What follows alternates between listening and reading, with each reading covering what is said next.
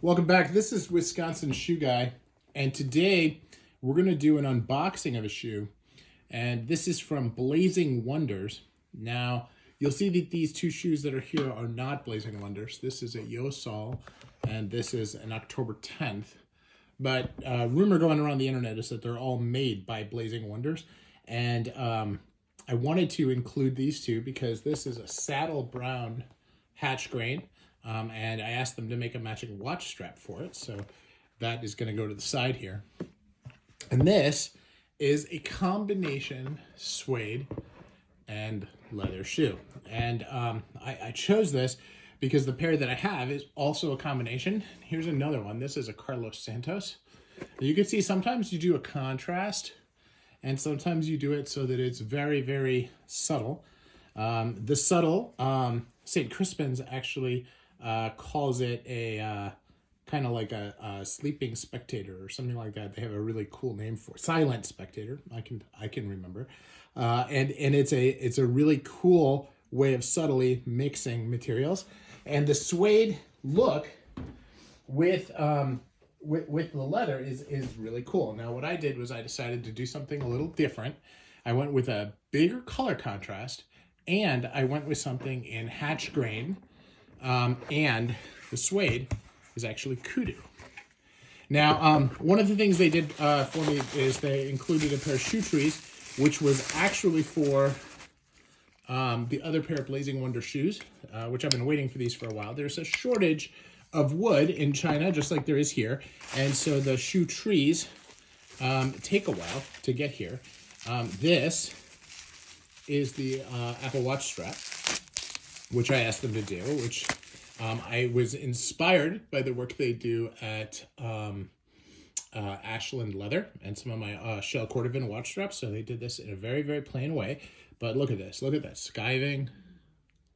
They just did a really beautiful job. And look at... this mode on the camera doesn't really like autofocus, so sorry about that.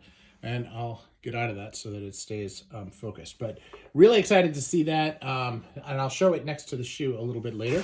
But let's take a look here. They got a pair of waxed flat laces, which is really nice. Let's take a look at this pair of boots, because this is pretty darn exciting for me. And there are a pair of three-piece boot trees coming for this, but because of the piece, it was delayed. So look at this. Look at how that grain, and I'll wait for it to come into focus, really comes in. This has their typical, I asked for pitched heels. This is a little bit more tapered, but I still like it. And it is just a very, very handsome boot. And I asked for it to be unlined, and this is unlined, and it is very, very thick. Kudu suede is always very thick like this, and it's just absolutely luxurious. Just a great feel to it. And, you know, I just love the pattern. The last that we chose for this, I think really, really pops. And then I asked them to do a beveled sole, which I hadn't done. All of my other ones are fiddleback. So they do a really nice job with a lot of these options, and really get to show off their skills doing these super, super tight waists, and doing all this handwork to really bring that to fruition. It's really impressive. They got a Vibram heel on this, which is nice, and they just did a great job with it. So very excited. Now, the most important part, of course, is fit.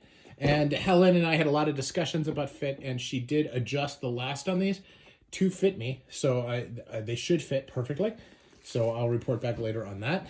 And because they had the trees, and the trees don't fit the shoes, they didn't put the trees in the boots, which is a little, I guess, understandable under the circumstances. But we're going to just focus on the shoes here.